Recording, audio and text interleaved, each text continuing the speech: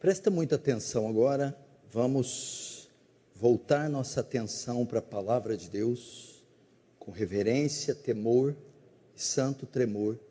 As crianças que ficaram quietinhas, ou se dirijam até os locais de isolamento. Lucas 21, vamos prestar atenção no verso 9. Lucas 21, verso 9. Quando ouvirdes falar de guerras e revoluções, presta atenção nessa palavra revoluções. Em outras traduções, ela aparece com o termo sedições. Não vos assusteis, pois é necessário primeiro que aconteça essas coisas, mas o fim não será logo. Agora vá comigo em primeira carta de Paulo aos Coríntios, no capítulo 7. No capítulo 7.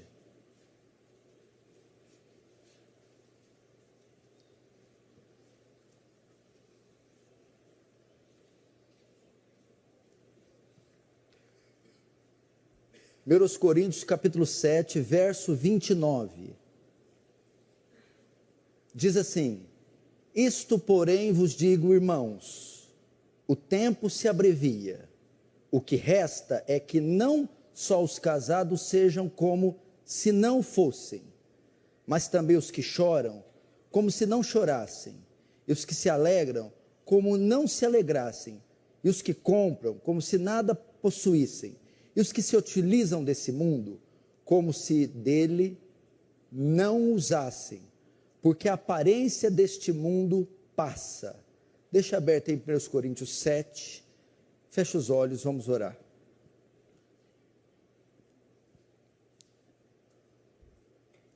Pai Santo, mais uma vez recorremos a Ti e a Tua graça, Teu favor, Tua bondade, as Tuas ternas e infinitas misericórdias.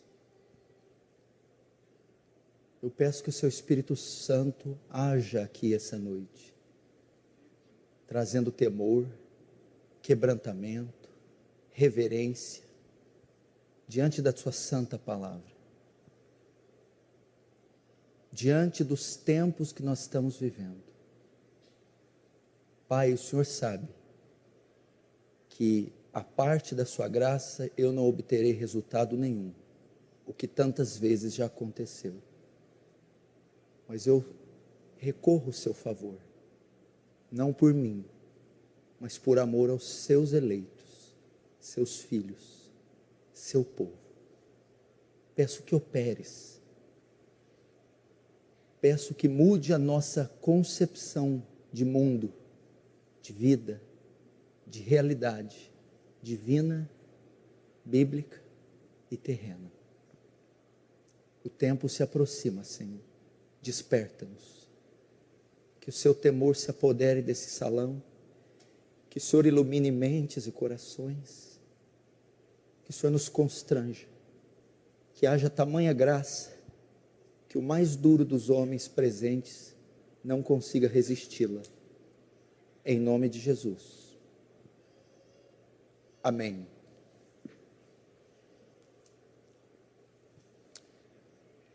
Irmãos, eu peço que, por favor, as crianças, se estiverem interferindo, que elas tomem as devidas providências. Irmãos, eu não pude preparar a mensagem da família, porque essa semana de oração que a igreja teve, eu usei ela para retirar para a minha consagração pessoal, e fiz estudos devocionais particulares para mim, e uma série daquela requer pelo menos 3 dias de estudo, não foi possível fazer. Entretanto, o Senhor, em sua onisciência, em sua misericórdia, nos trouxe uma palavra oportuna, uma palavra atual, uma palavra pertinente. O tempo se abrevia, o tempo se abrevia. Eu vou falar do fim. Hernandes Dias Lopes, na última segunda-feira, na Igreja Presbiteriana, falou sobre o fim.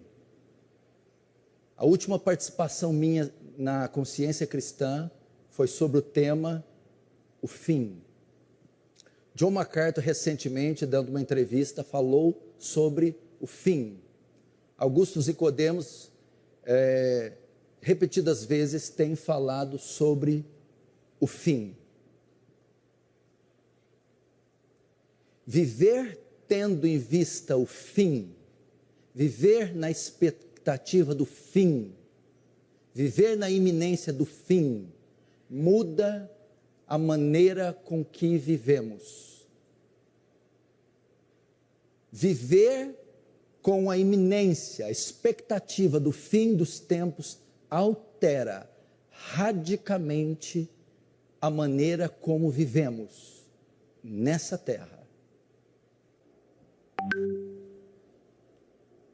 Tudo está apontando, meu irmão, para um período da consumação dos séculos.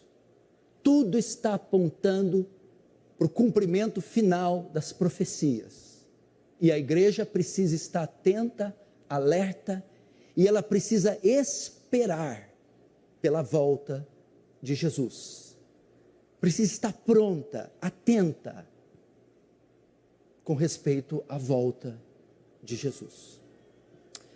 Jesus nos alertou contra a dormência, o sono, a indiferença, frieza, carnalidade,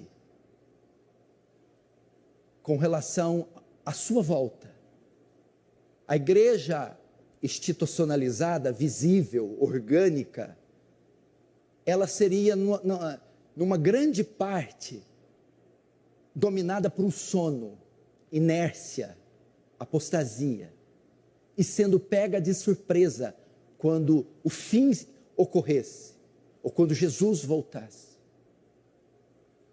E ele diz: vigiai, porque não sabeis a hora que há de voltar o vosso Senhor.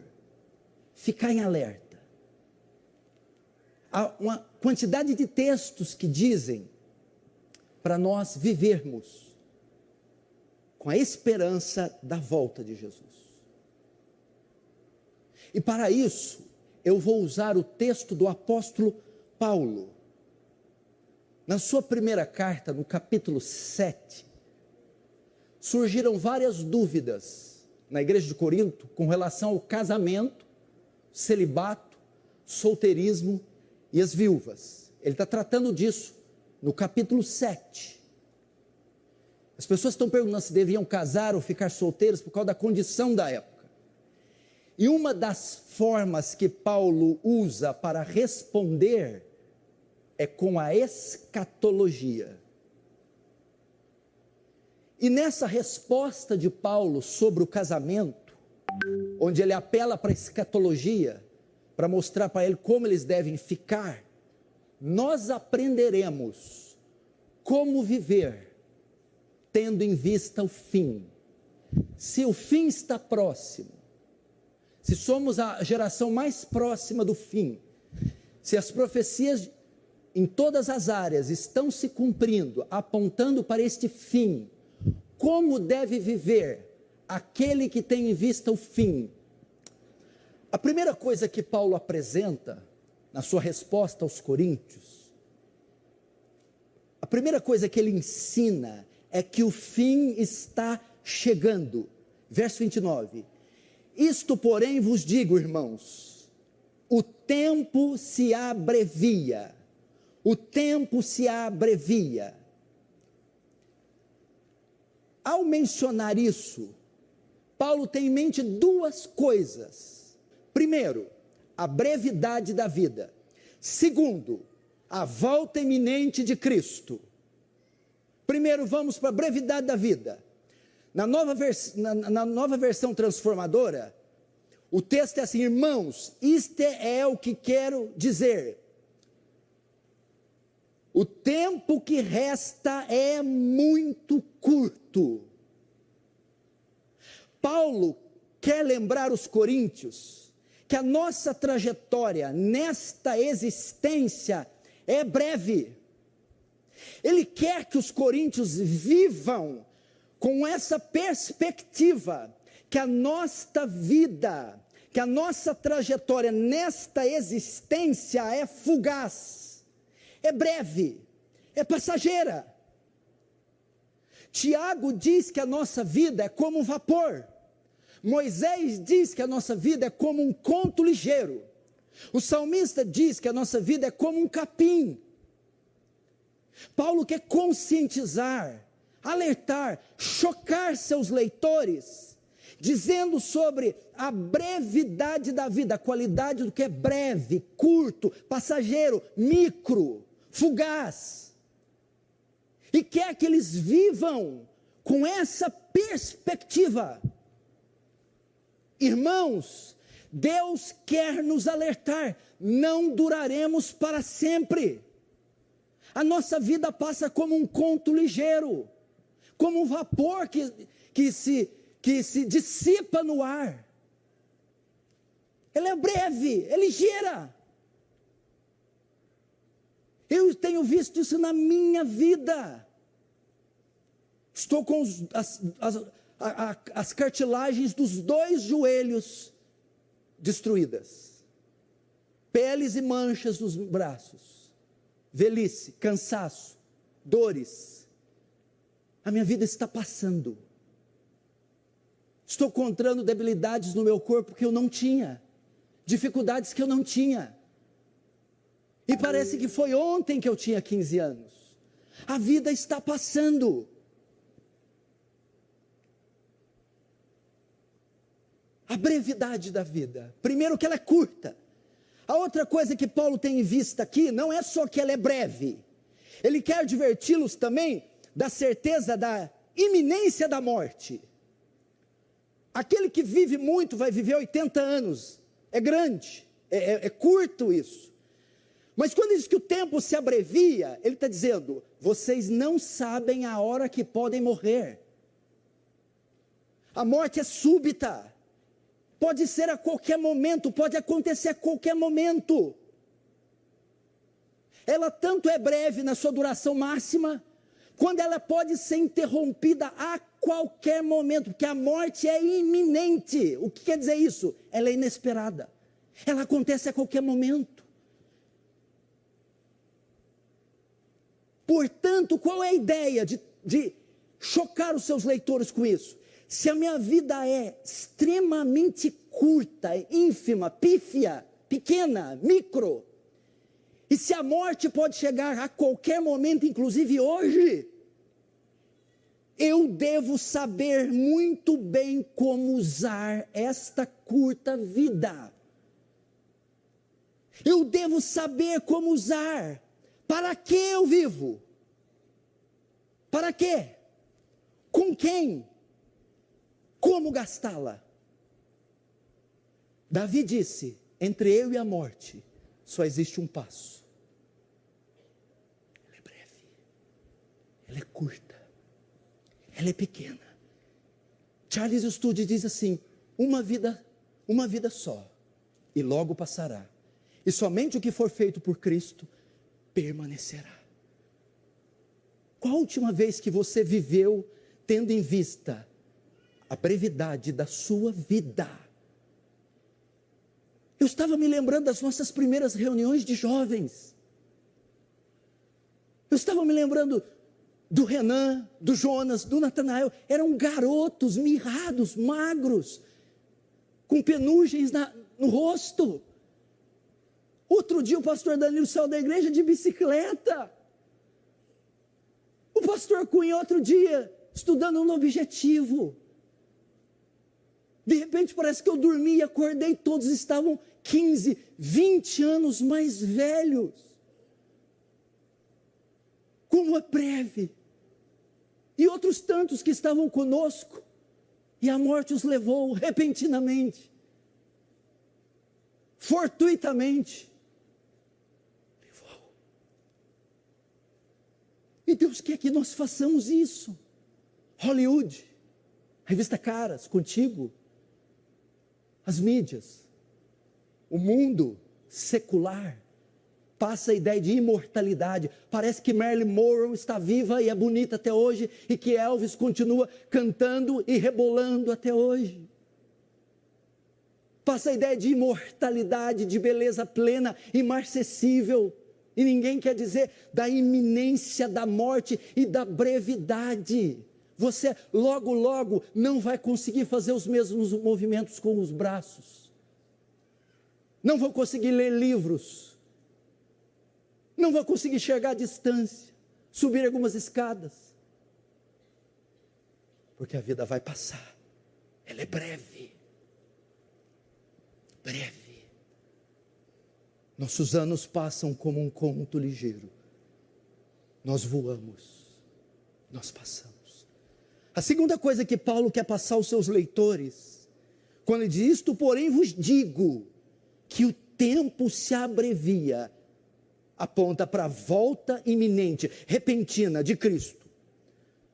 Paulo quer lembrá-los, o tempo se abrevia, ou seja, Coríntios, o Senhor Jesus está voltando. Ele está querendo dizer a eles: a vinda de Cristo é certa. Nós estamos entre a primeira e a segunda vinda de Cristo. Cristo vai voltar. O fim está próximo. E Paulo quer conscientizá-lo, inculcar na mente deles: devemos viver sempre na expectativa da volta do Senhor Jesus. 2 Pedro 3,13, mas nós esperamos novos céus e nova terra, onde habita a justiça. Nós esperamos a volta, nós esperamos o fim, nós temos o fim na nossa mente. Todos os cristãos do antepassados viveram com a expectativa da vinda, da volta do Salvador. Todas as gerações passadas esperavam este acontecimento apocalíptico, estrondoso, mundial, universal, o retorno glorioso do Senhor. E parece que a nossa geração se esqueceu disso. Irmãos, eu vos digo que o tempo se abrevia, a vossa vida é um vapor, a vossa vida é uma neblina, a vossa vida é um capim. Irmãos, Cristo está voltando. Essa existência, essa história, essa configuração não permanecerá para sempre, ela será consumida. Os crentes parecem que se esqueceram desses dois fatos, não vivem mais à luz desses fatos: a brevidade da vida, a morte iminente e a volta do Senhor Jesus. Eles esqueceram, eles apagaram da sua agenda, do seu vocabulário, da sua cosmovisão, do seu modus operandi, do seu modus vivendi. Parece que eles vão viver como Matusalém séculos. Parece que Jesus vai voltar daqui a 8 milênios. Como o senhor pode afirmar isso? Porque o modo como eles vivem apontam para isso.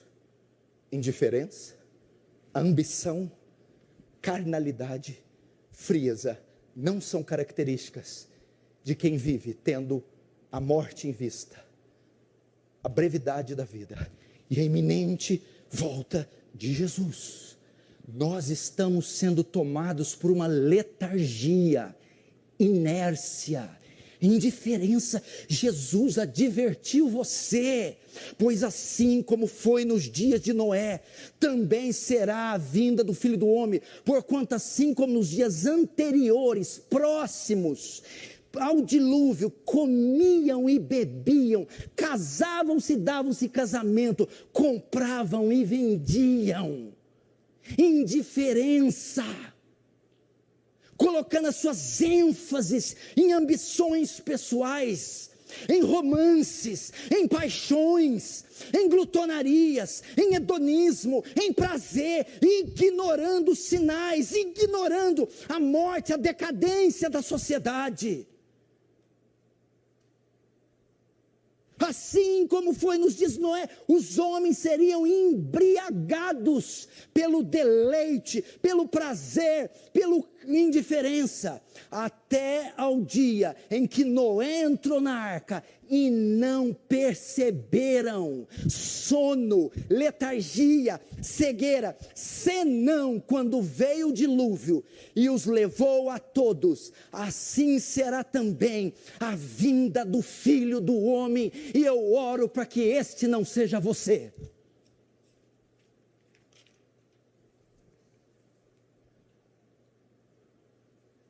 Eu oro para que esse não seja você. Eu sei, tudo que você quer comprar, principalmente vender, comer, beber. Você só quer ser feliz e não quer que ninguém te impeça. Nem esse embaraçoso evangelho da graça e da glória. E nem esses pregadores ostensivos, incisivos, que ficam colocando pedra de tropeço nos seus desejos e nas suas ambições, que envolvem comer, beber, comprar, vender, casar e se dar em casamento. Quando as primeiras gotas caírem e você chegar arrastado até a arca, ou boiando, a porta estará fechada. Não vai entrar mais ninguém. Aí você vai recorrer às tuas riquezas, às tuas paixões, que serão consumidos, não pela água, mas pelo fogo.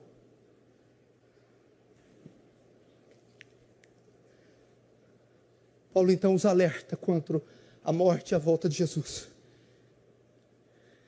E agora Paulo vai dizer qual deve ser a postura dos coríntios diante do tempo que se abrevia, o fim, a morte. Como eles devem viver. Nós agora vamos ver. Portanto, diante dos tempos que estamos vivendo, como devemos agir nesse mundo.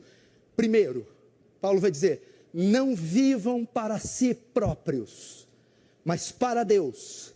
Verso 29. Isto porém vos digo, irmãos, o tempo se abrevia. O que resta é que não só os casados sejam como se não fosse. Na versão transformadora, aqueles que têm esposa devem agir como se não fossem casados. O que Paulo quer dizer aqui? Paulo não está dizendo que o casamento é ruim, que não se pode casar, que família é coisa ruim, que os filhos, a família, a casa devem ser negligenciados. O Paulo está dizendo que, tendo em vista este tempo, não vivam apenas em função disso. Não vivam como se o contexto familiar, profissional, financeiro fosse a finalidade da sua vida. Os que são casados vivam como se não fossem, como se eles são, como se seria. Não se entreguem única e exclusivamente para as questões desta esfera, dessa existência, desta vida terrena. Há crentes que vivem como se a finalidade da vida fosse só este contexto material passageiro, só em questão das benécias da sua família. O que significa? Eles ornamentam as suas casas, suas filhas, seus filhos, suas esposas, sua vida, apenas com o que é material, e não com o que é espiritual. É isso que Paulo está dizendo. Não vivam em função disso. Vivam tendo em mente, Coríntios, que ele vai voltar. Irmãos da igreja Aliança do Calvário, vivam tendo em mente que Cristo vai voltar. Vivam, Paulo está dizendo aqui, para o seu reino. Pai nosso que estais no céu, rasgou da Bíblia? Venha a nós o vosso reino. Onde está contida essa oração, essa frase, essa ordem? No Sermão do Monte. O que é o Sermão do Monte? A constituição do reino. Ele é o rei, tem um reino. Aquilo é a lei do reino, a constituição. O que é a constituição? O elevado padrão que o súdito do reino, eu e você, devem andar. E qual que é um dos termos dessa constituição? Qual que é o artigo e inciso? Venha a nós o vosso reino. Avança teu reino através de mim, me inclui no teu reino, que eu trabalhe para o teu reino, que a prioridade seja o teu reino. E no mesmo sermão, mas buscar em primeiro lugar o reino de Deus e a sua justiça. Vivam para o reino, vivam para a glória de Deus. Aquele que sabe que vai morrer a qualquer momento tem que viver dessa maneira. Aquele que sabe que a vida é breve tem que viver dessa maneira. Aquele que sabe que ele vai voltar deve viver para a sua glória. Acho que tem alguns crentes que não entenderam isso. Acho que você perdeu o conceito de fé e de cristianismo. Veja só, escuta. Quando ele fala assim, apartai de mim vós que praticais a iniquidade, a palavra iniquidade ali é no grego anomia. Anomia. O que é anomia? É o conjunto de duas palavras. A é o alfa de negação, é a partícula negativa. Não. Anomos, lei. Sem lei. Sem lei. Ai daqueles que viveram como se não tivesse uma lei. Anomos, sem lei. Tem pessoas que vivem como se não houvesse lei. Vivem à luz do seu desejo. Existe uma lei para você obedecer. Não seja um anomos. Você está debaixo de uma constituição. E aquele que deixar um desses mandamentos, posto que o menor deles será chamado mínimo no reino dos céus. Tem irmãos que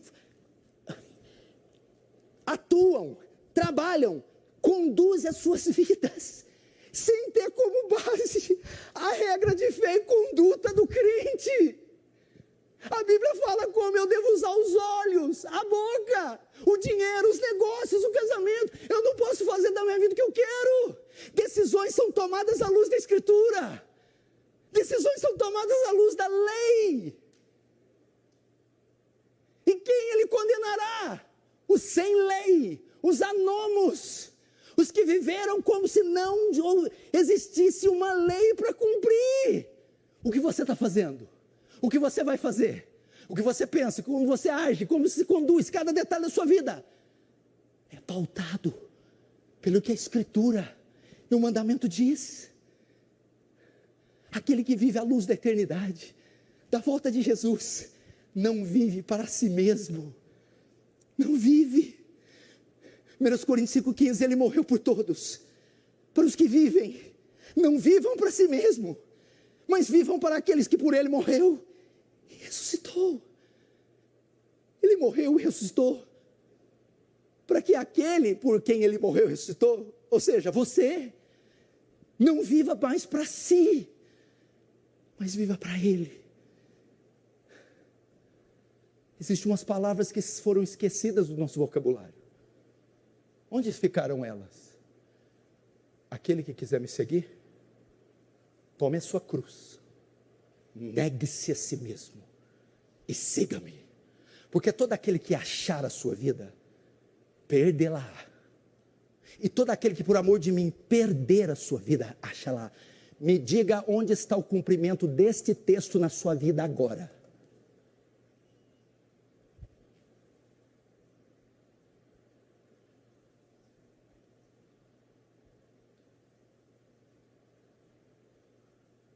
Quem quiser me seguir, negue-se a si mesmo. Não, eu não estou interpretando nada, não é o pastor Paulo chato, agressivo, eu estou só recitando. Negue-se, porque quem achar a sua vida, o que é isso? Viver conforme o seu nariz I have bad news for you. Vai perder sua vida. E quem por amor de mim perder, o que é perder? A ideia é os benefícios desse mundo, a popularidade, a fama, o luxo, o prazer, perder, ser consumido por Cristo. Acha lá. Tome a sua cruz, objeto de escárnio, de execução romana, de maldição, e segue uma ideia assim, ó: siga-me até o martírio se for necessário, obedeça-me até a morte.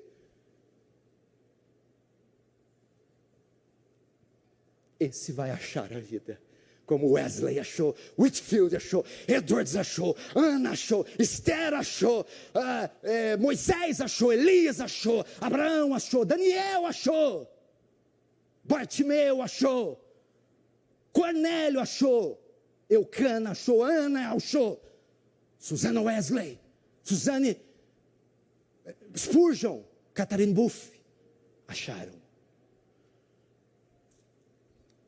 Primeira postura: não vivam para si. Eu sei que você pode às vezes não gostar do tom, da estética, da performance da minha pregação. Nem sempre ela é agradável. Não se atente para isso. Se atente para o conteúdo. Eu procurei ser o mais fiel possível ao texto. E eu estou dizendo exatamente o que Paulo quis dizer aos coríntios e a nós. Tendo em vista o fim, devemos ser ousados e destemidos. Verso 30. Mas também os que choram, como se não chorassem. O que Paulo quer dizer isso? Por causa da perseguição e do momento crítico, os cristãos daquele tempo estavam gemendo, sucumbindo ante a prova, a dor, sofrendo, murmurando. Paulo está dizendo aqui: tendo em vista a morte, a brevidade da vida, suportem o sofrimento, suportem as tribulações, não recuem, não cedam, não esmoreçam, porque Ele está voltando, o sofrimento acabará. Não deixe que os problemas dessa vida consumam vocês, é isso que está em pauta. Norteiem vocês, dirijam vocês, inundem vocês, controlem vocês, domine-os, suporte-os.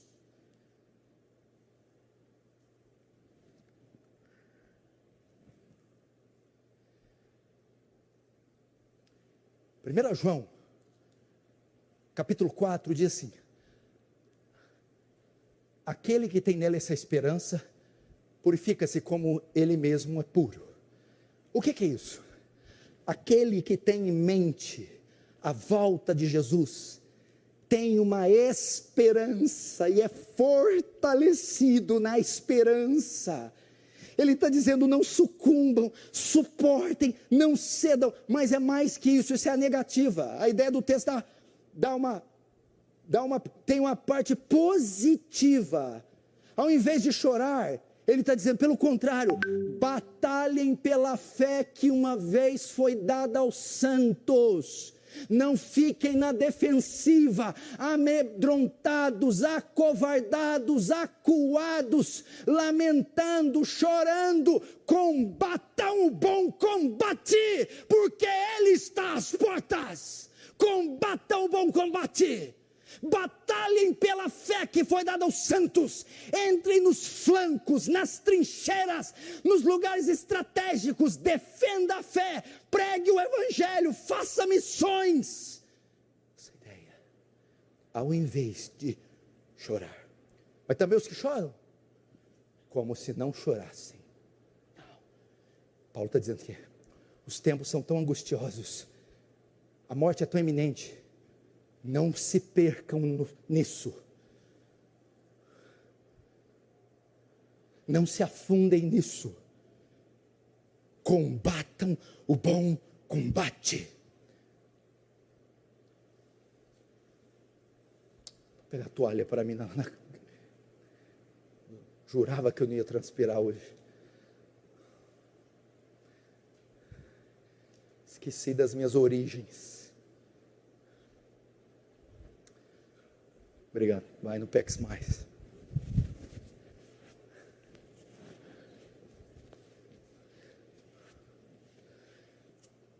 Irmãos, presta atenção. Segunda característica, segunda postura que devemos ter: combata o bom combate, sejam ousados e destemidos. É o tempo de quê? Sabendo que essa situação dessa sociedade está desse jeito, se posicione como um soldado, lute. Meu irmão, presta atenção, se está equivocado, você foi influenciado pelo conceito neopentecostal, esse contexto freudiano que entrou e colocou a igreja, fez dela a clínica da alma, a casa dos feridos, dos aflitos, do enfermo. Jesus nunca se refere à igreja assim, ele se refere ao crente, à igreja, com combate, guerra, luta, soldado, peleja. Ele trata a vida cristã como uma milícia, um combate, uma guerra espiritual contra a carne, o pecado, o diabo. E o crente como um soldado, armado com armaduras, com ferramentas, com armas. Ou seja, cada um de nós foi chamado à guerra, foi chamado à peleja. Não fomos chamados para ficar confortáveis em Sião, acuados em Sião, escondidos em Sião, mas empunhar a espada e ir para a guerra. Combatam, lutem. 2 Timóteo 2, 3, 4. Participa dos meus sofrimentos como um bom soldado de Cristo. Nenhum soldado em serviço se envolve em negócios dessa vida. Por quê? Porque o seu objetivo é satisfazer aquele que o arregimentou. Nós estamos aqui, veja só, nenhum soldado em serviço se envolve nos negócios dessa vida. Outra tradução é se embaraça. Se você é um soldado e foi chamado à guerra, não seja um desertor. Você foi chamado para lutar, porque o seu objetivo é satisfazer o seu general, Cristo. Provérbios 24, 10. Se te mostrar de frouxo no dia da angústia. Que dia é esse? Dia da brevidade, da iminente morte, da volta de Jesus. Tua força será pequena. Não seja um covarde. Lute. Lute pelo seu casamento. Lute pelos seus filhos. Lute pelo seu marido. Lute pelo seu lar. Lute pela sua escola. Lute pela sua igreja. Lute. Lute. Lute. As armas da nossa milícia não são carnais, mas poderosas em Deus para destruir fortalezas. Oração, jejum, o santo evangelho, a proclamação do evangelho, a exposição da palavra. Lute. Lute. Lute. João diz que não sejamos envergonhados com a tua aparição ou com a tua vinda. Qual deve ser a nossa posição, tendo em vista o fim? Não viver para si mesmo. Segundo, combater o bom combate. Suportar o sofrimento. Não ficar lamentando. Fulano vai entrar no poder, lei vai ser aprovada, a espada vai vir. Esse país, e lei, e coisa. Sabe o que Jesus fala? Não agora. Quando o anticristo estiver no poder e estiver protagonizando o maior banho de sangue que a terra vai conhecer, fazendo Hitler ser contador de história. Aqui está a perseverança dos santos. Aquele que tiver aqui para cativeiro irá. E aquele que tiver para ser morto com a espada, morto pela espada será. O que ele está dizendo? Deixa a espada vir. Deixa o cárceres vir. Não recuem.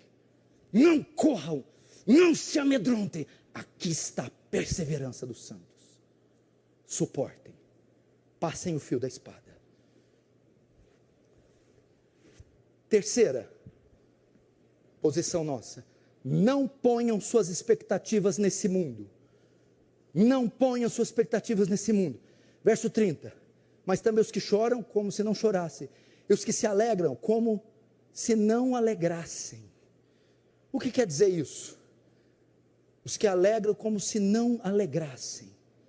A ideia é assim, ó, tendo em vista esse tempo, não coloquem as esperanças de vocês em pessoas, na fama, no sucesso, fazendo disso a sua fonte de alegria. E os que se alegram, os que se regozijam com esse mundo, os que botam esperança neles, não façam isso. Não coloque expectativas nesse mundo, gente. Pessoas estão vivendo como isso aqui fosse o paraíso, como se isso fosse eterno, como se isso fosse fonte de gozo pleno, prazer pleno. Não é. Os que se alegram, como não se alegrassem, não coloque suas esperanças em pessoas, na fama, no sucesso. Não coloque sua esperança nesse mundo, porque você se frustrará, você não alcançará gozo, não alcançará alegria, nem paz. O que Paulo está dizendo? Que a alegria de vocês seja posta não nesse mundo, mas no vindouro. Que seja colocada no fato de que Ele vai voltar, que seja colocada em Cristo. Olha o que diz 1 Coríntios 15, 19, rasgou da Bíblia também. Se esperarmos em Cristo, somente nessa vida, seremos os mais miseráveis de todos os homens. Se a sua esperança em Cristo se limita só a essa vida, ao seu salário, ao seu trabalho, aos seus carros, ao seu prazer, você é o mais miserável de todos os homens. E Paulo está dizendo, não ponham suas expectativas no mundo. A ideia é aqui, ó, Coríntios, vem cá, vejam como vocês estão projetando a vida de vocês. Qual é o programa de vida, o seu programa de vida para os próximos anos? Quais são seus projetos para o segundo semestre de 2021? Quais são seus projetos para 2022, 23, 24, 25? Quais são? Em todas as camadas e áreas da sua vida. Paulo está dizendo, pensem, calculem, o que vocês projetarão à luz dos fatos profetizados e recentemente cumpridos. Faça cálculos, planos, projetos à luz de uma realidade, não fora da Bíblia, não secular, social, mas escatológica, bíblica, até o osso, até o tutano, Bíblia.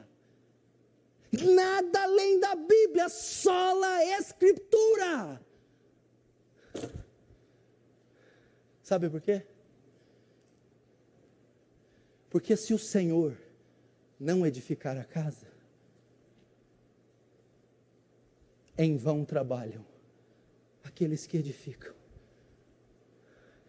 Não ponham as esperanças de vocês, não ponham esse mundo. Ele não está dizendo que é pecado se alegrar. Ele está dizendo que a origem da alegria que pode ser o pecado, a fonte da alegria, não é esse mundo. Pelo contrário, tem também uma positiva. Mas que a nossa alegria seja posta em Cristo, na sua volta, Filipenses 3, 20, 21. Mas nossa cidade é glória. Vou sapatear aqui, mas a nossa cidade está nos céus, de onde também esperamos o Salvador, o Senhor Jesus Cristo, que transformará nosso corpo abatido, para ser conforme o seu corpo glorioso, segundo o seu eficaz poder, de sujeitar também a si todas as coisas. Se isso aqui não causa aceleração no seu coração, gozo, júbilo, tem alguma coisa errada com você.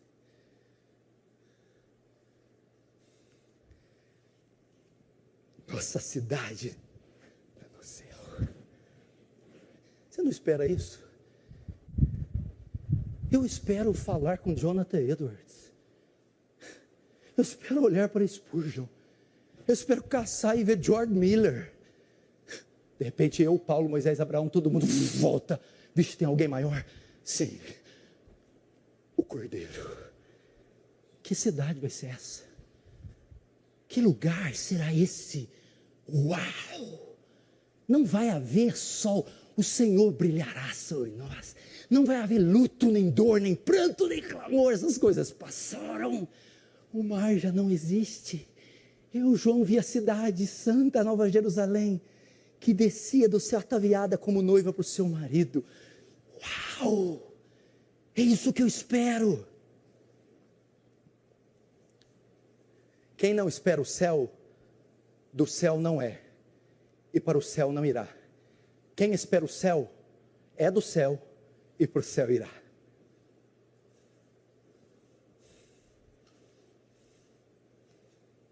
Vou ver o Geraldo. Fácil.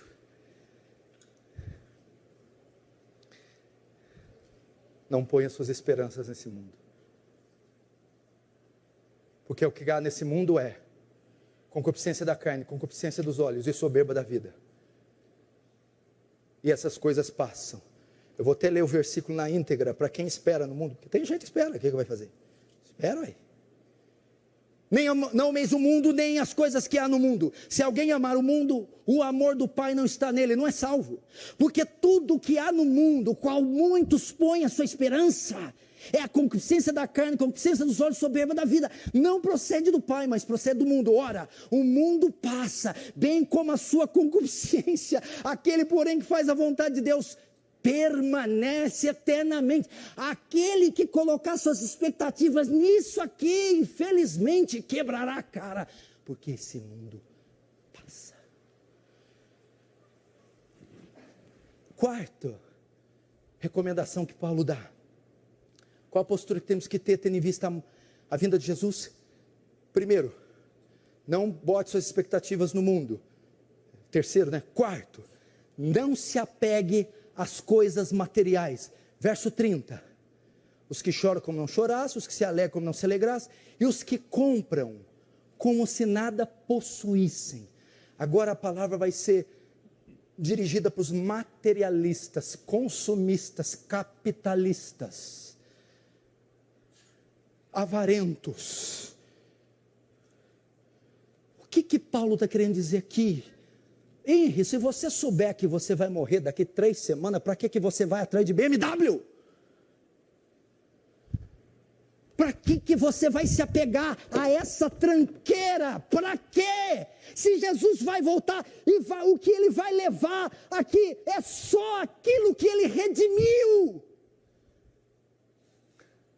Não se apegue a coisas materiais. O que Paulo está dizendo? Não deem valor excessivo a riquezas. Não deem valor excessivo ao dinheiro.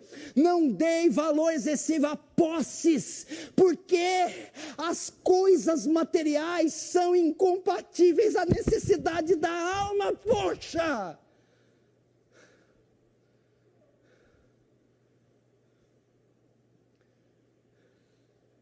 Não é a vida mais que a comida?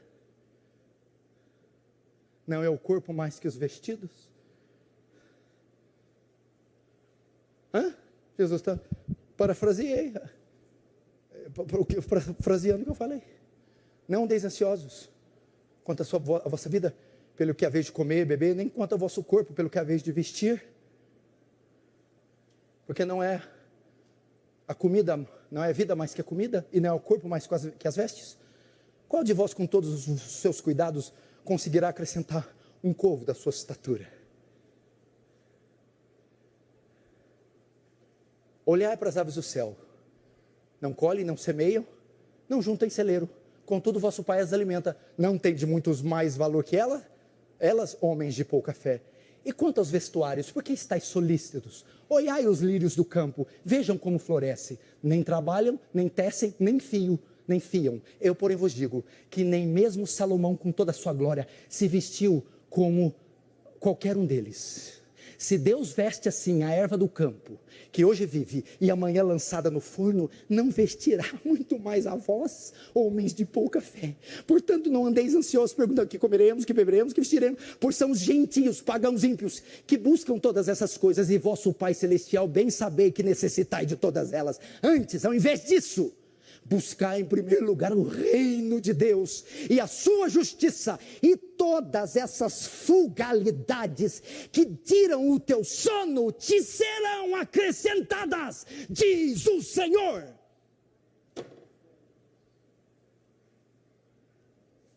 É só quem tem fé que crê nesses textos.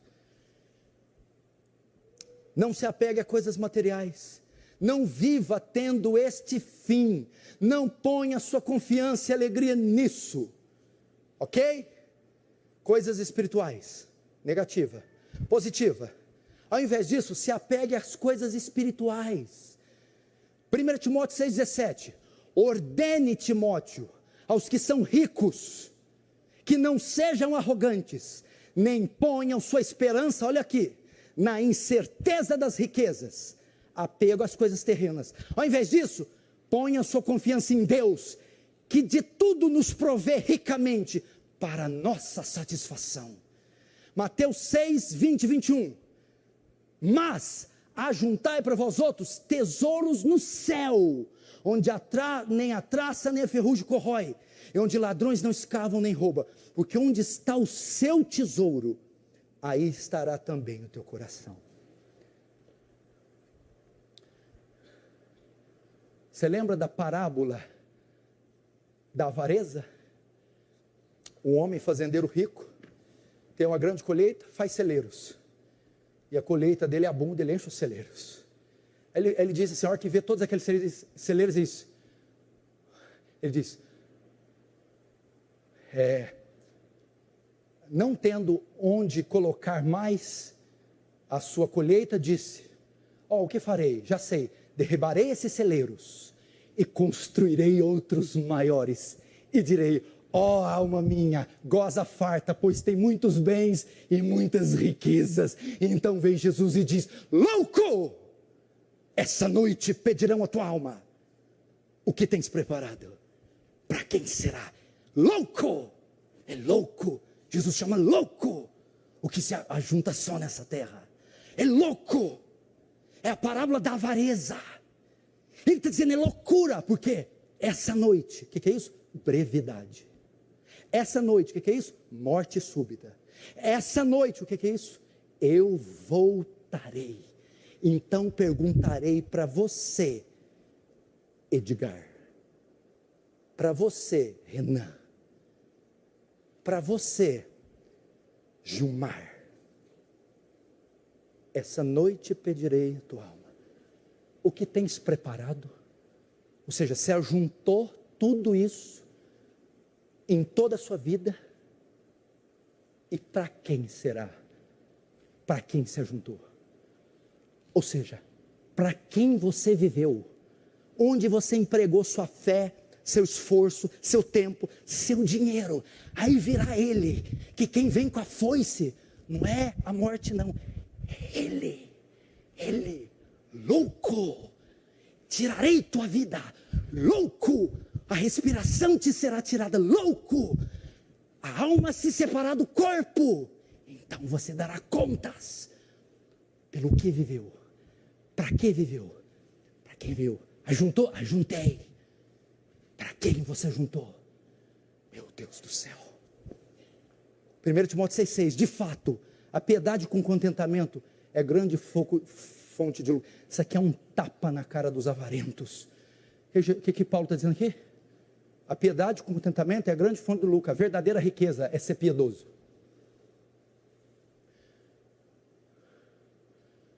É ser santo.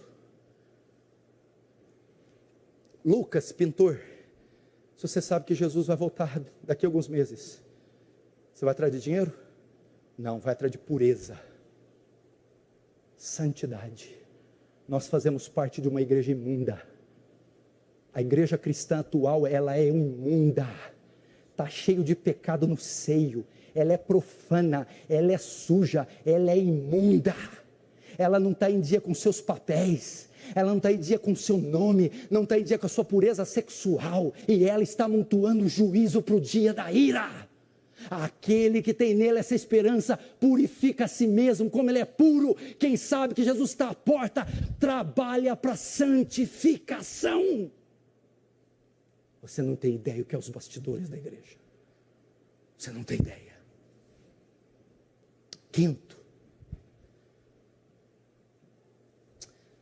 agora prevendo que a Assembleia Corintiana vai gemer, imagina os coríntios estão lendo isso aqui.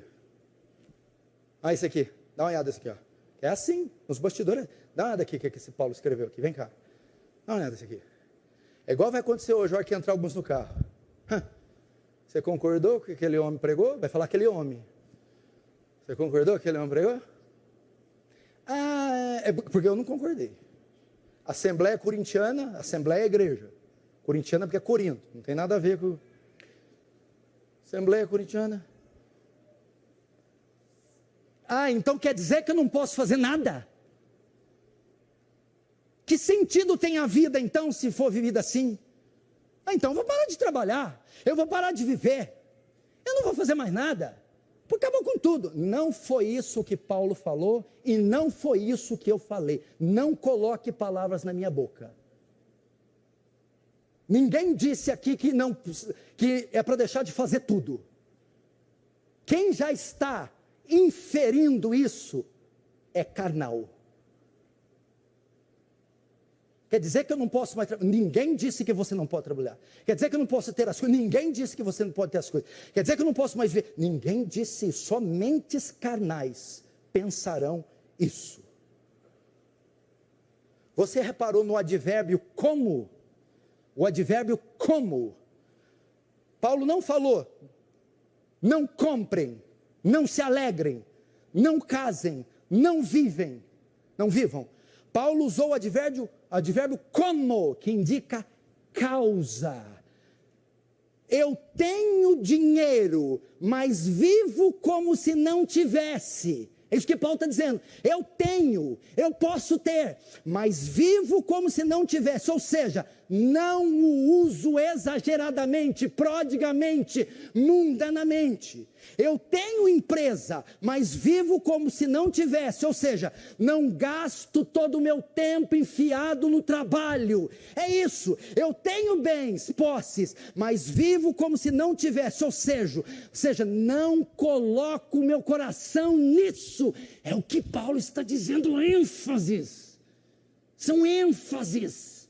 Não dei ênfases nessas coisas.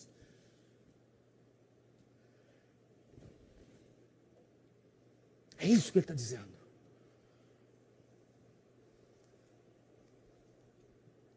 Quantos estão entendendo? Diz amém. Estou encerrando agora. Por fim,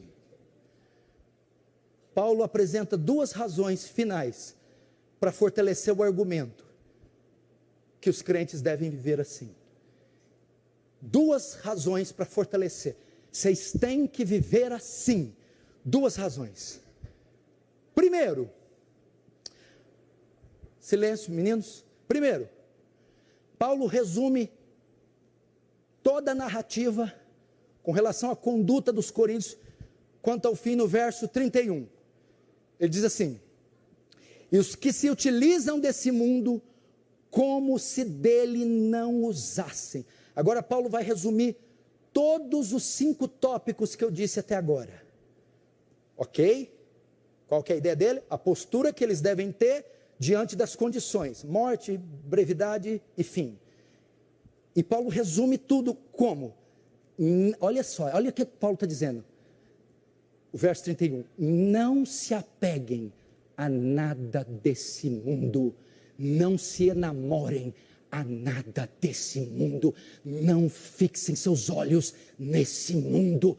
Não se envolvam com esse mundo. Não se infiltrem, se integrem, se submerjam a esse mundo. Meu Deus, será que é difícil? Isso era beabá cristão há 40, 50, 60, 70 anos atrás. Não se apegue nesse mundo.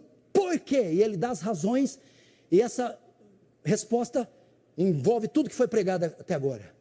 Porque a aparência desse mundo passa, verso 31. Paulo dá razões lógicas. Porque eu devo viver como eu preguei? Porque tudo isso é passageiro. porque essas coisas se desfarão, porque essas coisas virão cinza, rugas, virarão pó, porque essas coisas não têm valor eterno, porque essa vida terrena não é o fim último de nossa vida.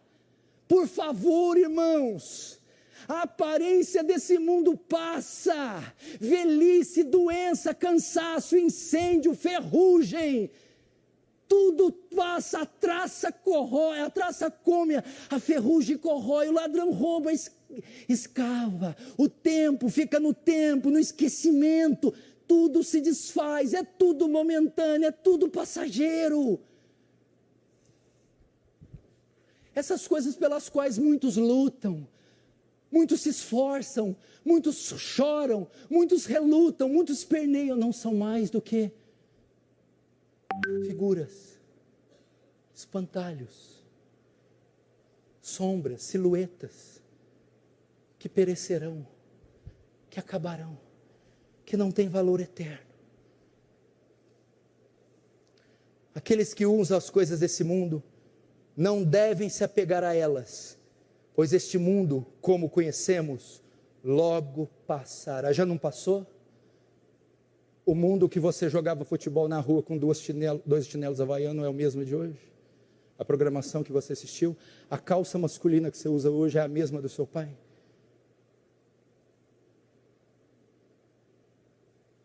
Esse mundo passa. As coisas que nós amávamos 20 anos atrás, amamos hoje. As coisas que tinham valor 70 anos, têm hoje. As coisas que têm valor hoje, terão daqui 50. Vaidade de vaidade, diz o pregador, tudo é vaidade. Tudo é vaidade, é correr atrás do vento. É tudo inútil. E Salomão, depois de escrever seus 3 livros, vai dizer, o final da vida é esse: teme a Deus e se aparta do mal. Vaidade.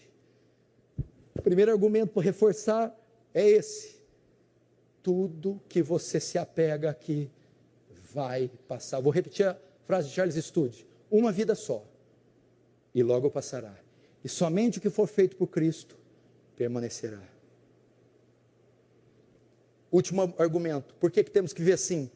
Por causa do momento atual que a nossa sociedade atravessa. Verso 26, lê aí. Considero, por causa da angustiosa situação presente, ser bom para o homem permanecer assim como está. Uma das razões de Paulo ter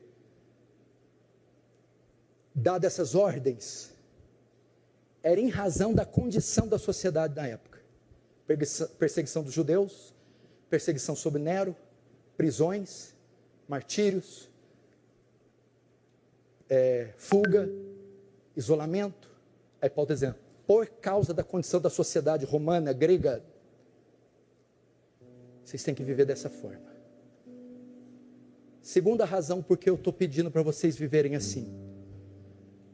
Por causa da condição que a nossa sociedade atravessa, nós estamos a um fio de uma guerra civil.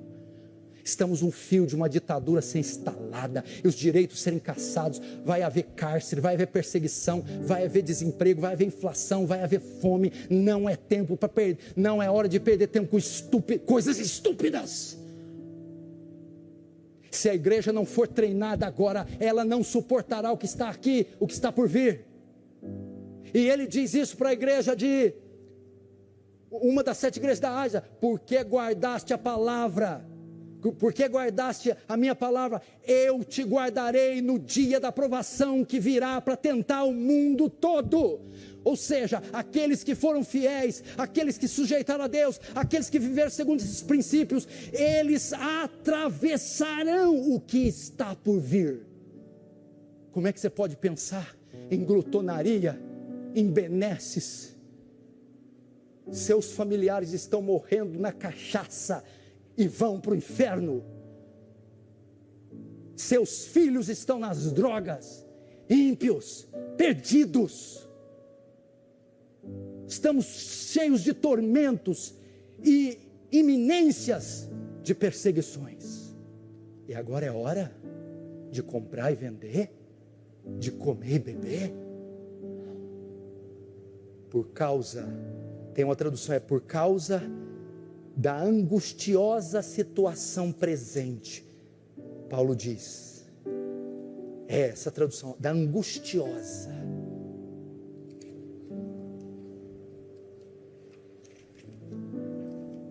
Tenho que viver assim.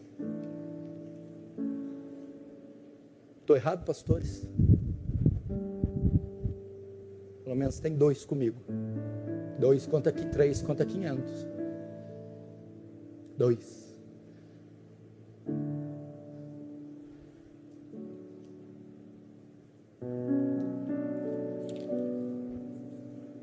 Eu sei que talvez você queria ouvir que eu orasse para Deus curar o seu caroço, para aprovar aquela carta de crédito, Ele te dá um arrepio na terceira vértebra e você sai e sentir a presença lá hoje. Arrepiei, mas eu não fui chamado para isso.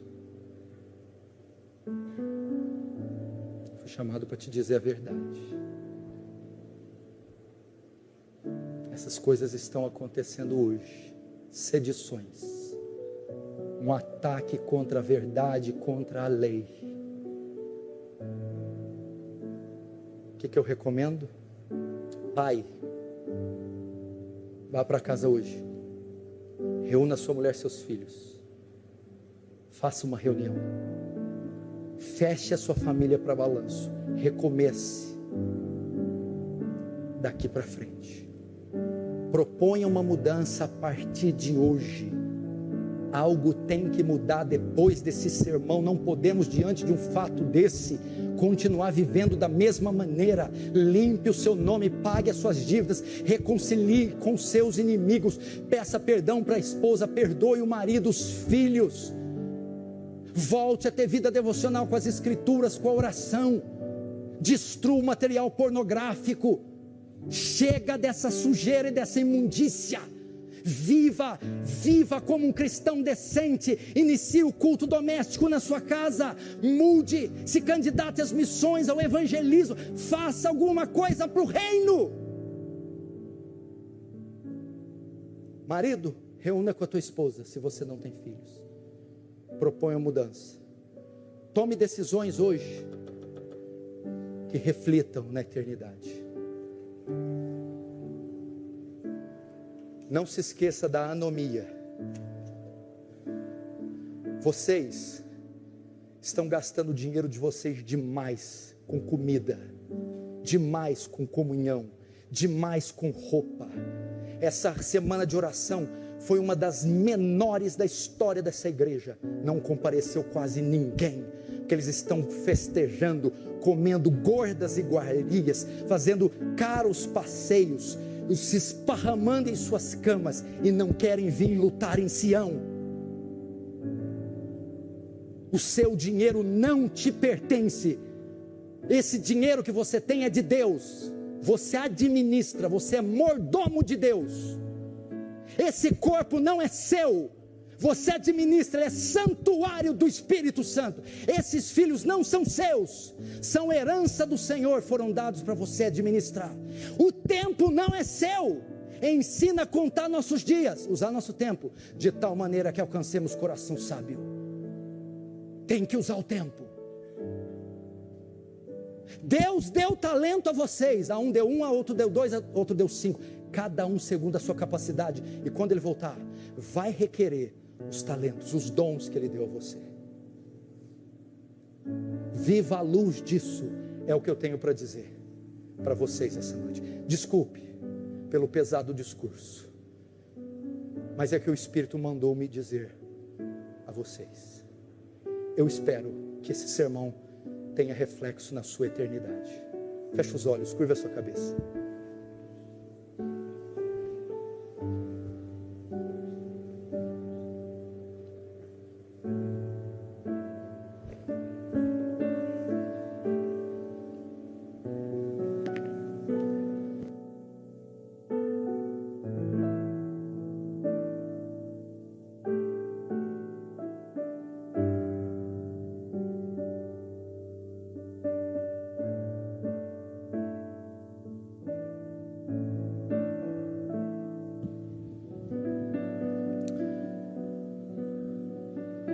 Fale com Deus.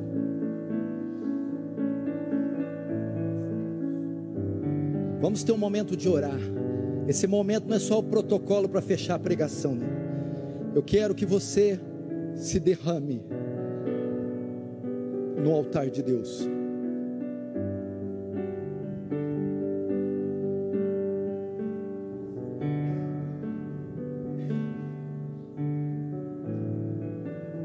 Reflita, reflita.